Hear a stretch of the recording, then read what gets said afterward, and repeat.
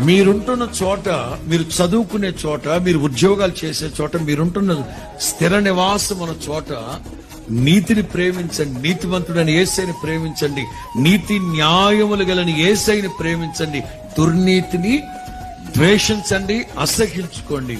అప్పుడే మీ తోటి వారందరికంటే నా దేవుడు ఒక ఘనతని కలుగు చేస్తారు. మనం ఏం చేస్తామంటే ఎదటి వాళ్ళని సంతోష పెట్టడం కోసం, ఎదటి వాళ్ళని తృప్తిపరచడం కోసం నలుగురిలో నా, కులములో గో, నలుగురిలో నతానియేల్ లాగా, కులములో కొర్నేలి లాగా రెండు పడవల మీద కాలేసి వెళ్తా ఉంటాం. అలా ఉండకూడదు.